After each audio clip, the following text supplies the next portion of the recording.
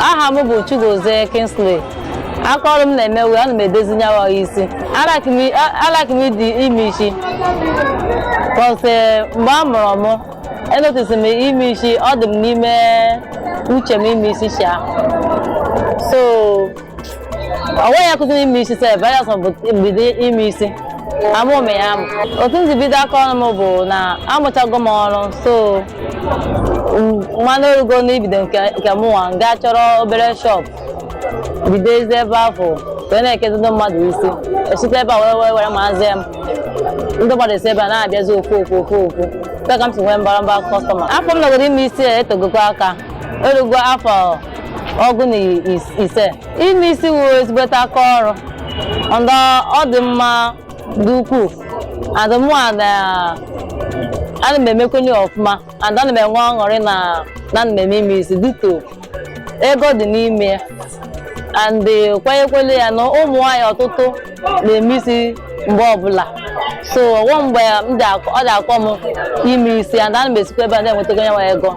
Emiela aki na-eme isi a. Ihe dị na ime isi wụ onye mara ime isi wụ ikwesịrị ịma isi ọbụla pụtara ọhụrụ, ịkawa anya jee ịmụta ya ọfụma.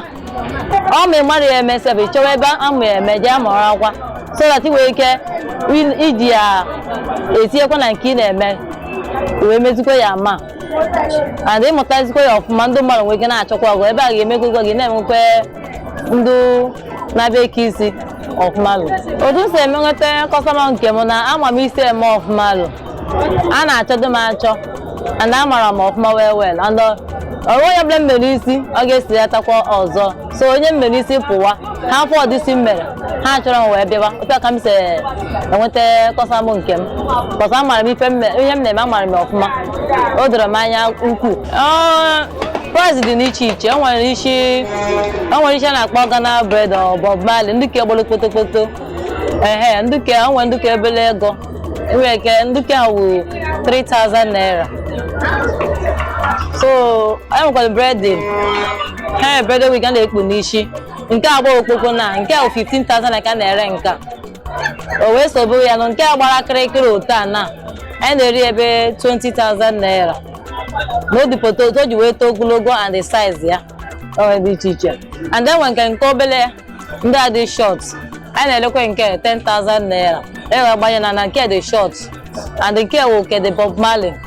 O ji go the price. Challenge dị na iki nyawa bụ isi duto ọ ma mara ekisi ọfụma well. Ị ga-enweta nye ga-abịa etinyere gị bụ ike isi cause ị nwere ike inweta kọstọma chere ike gị isi na ọ masị mma ha isi eke ọfụma well. Ọ ya sị gị hapụ isi ahụ, isi ahụ ị ga-emezikwa ya gị. So ọ nkwa challenge a na-enweta n'ebe ike isi. So ọ na-adị mma na onye ha mụta ya ikinye ike ọfụma keze ya mmadụ. Ihe m ga-agwa ndị mmadụ ha gbasara ime isi erukazi na ụmụ agbọghọbịa anya, ndị ke na-enwere aka ọrụ, ndị ke na-agagharị, ndị ke gụchara akwụkwọ na-enweta bụrụ ọrụ, ha bịa soro anyị bịa mụrụ isi ya na ọ ga-enyere ha aka, ọ ga-bara ha uru, ọ ga-eme ha ịkpata ego, ha ga-echukwa ebe ha wee gakwa ofesi. So ihe gbasara isi dị mma and ọ ezigbo ife.